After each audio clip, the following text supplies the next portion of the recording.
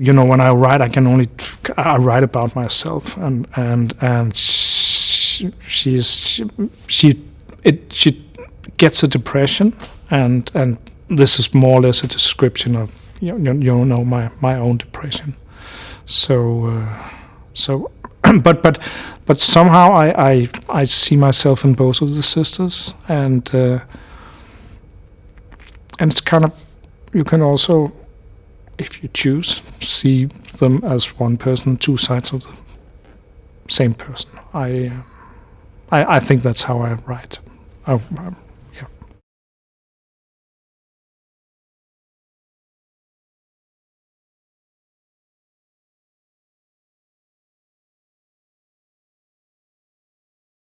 To some degree, it is quite refreshing to make a film about about bad things. Right? It's not that you go around feeling bad all the time while you do it. Actually, the opposite. You kind of gain something from having had a bad time, and you kind of analyze it a little bit by working with it. And no, it's I would say that the mood was the shooting was fine and very extremely nice people to be with, and good actors. So we had a good time shooting it. No, I don't have you don't, because you make a tragedy, you don't go around kind of crying all the time. It's kind of professional, I would say.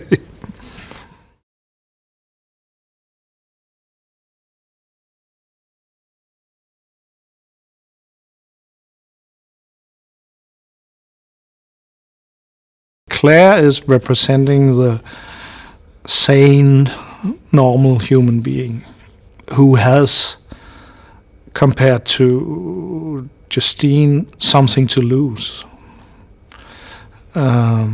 She has a family. She's not nearly as egocentric as Justine is, and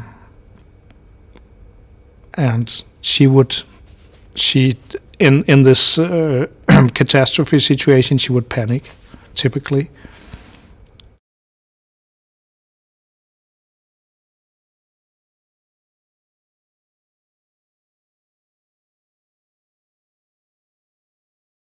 We have this overture where we kind of where we play a little bit with the disaster cliches, picture-wise and stuff. And then when the real disaster comes, there's almost none of all that.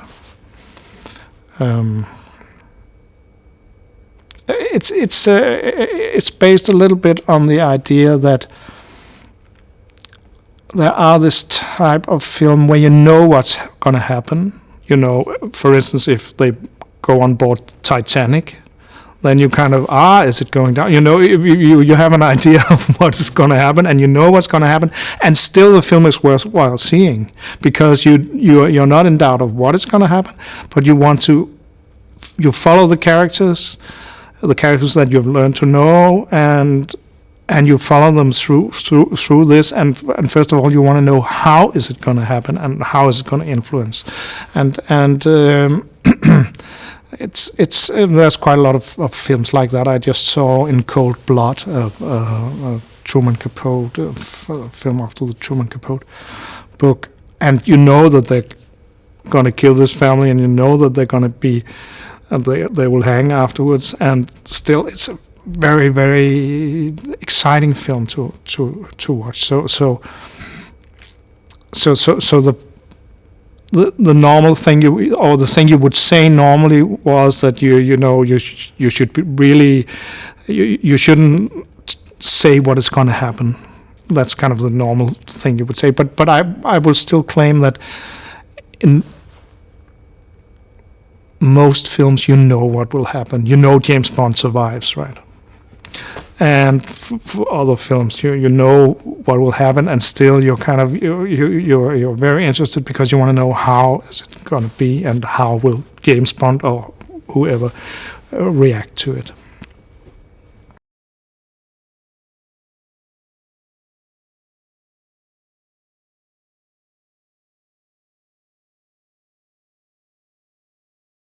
very early on in the project, I chose the music from Wagner, which is the prelude to Tristan and Isolde. And that is not what you would consider melancholic music.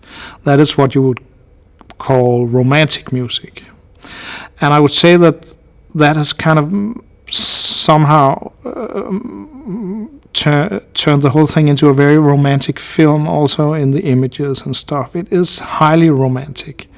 Also the whole idea about this planet coming and this woman's relationship to the planet and stuff. Everything has a romantic ring to it. So I have probably tried to make a romantic film, and I'm just a little worried that I succeeded too well when we're talking about that. It should maybe have a bit more kind of, I don't know, some more roughness to it, but that was not this film. It's kind of, these images kind of make themselves in a way. It's not completely logical that a film about the end of the world should be a romantic film, but it kind of had its own life, and I would say that the film, or anyway, looks like a romantic film.